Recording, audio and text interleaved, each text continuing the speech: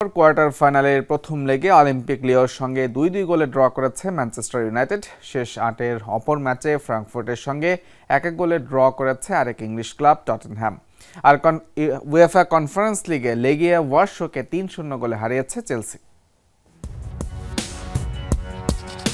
Manchester ইউনাইটেডের ইতিহাসে সবচেয়ে বাজে গোলরক্ষকদের একজন আন্দ্রে ওনানা।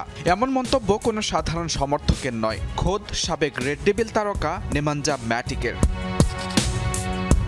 অবশ্য ম্যাটিকের ক্ষোভের কারণটা যে একেবারেই অযৌক্তিক নয় তার প্রমাণ মাঠেই রেখেছেন ওনানা। ইউরোপা লিগের শেষ ৮-এর প্রথম লেগে অলিম্পিক লিওর মাঠে যখন জয় উদযাপনের প্রস্তুতি ম্যানুয়ের, ঠিক তখনই হাস্যকর এক ভুলের জন্ম দেন এই গোলরক্ষক। জর্জেসের নিরীহ এক শট গ্রিপবন্দি করতে না পেরে উল্টো তুলে দেন চার্কির পায়ে, যে সুযোগে গোল আদায় করে ম্যানুকে জয়বঞ্চিত করেন এই ফরাসি ফুটবলার।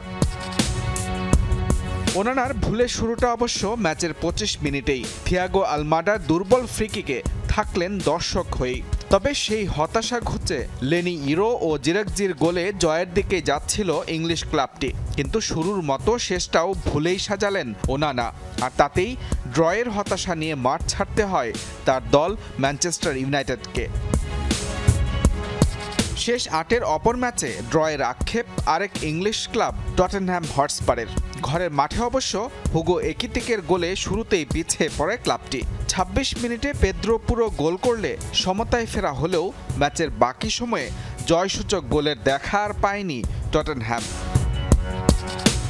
ইউরোপা লিগে ইংলিশ প্রতিনিধিদের হতাশার রাত গেলেও কনফারেন্স লিগে দাপট দেখিয়েছে চেলসি। লেগিয়া ওয়ারশোর বিপক্ষে প্রথমার্ধ গোলশূন্য থাকলেও বিরতির পর জর্জের গোলে লিড নেয় ব্লুজ। এরপর ট্রিস্টান মাদুয়েকের জোড়া গোলে ৩-০ গোলের বড় জয় নিয়ে মাঠ ছাড়ে ক্লাবটি। মুজরাবিন তারেক, যমুনা স্পোর্টস।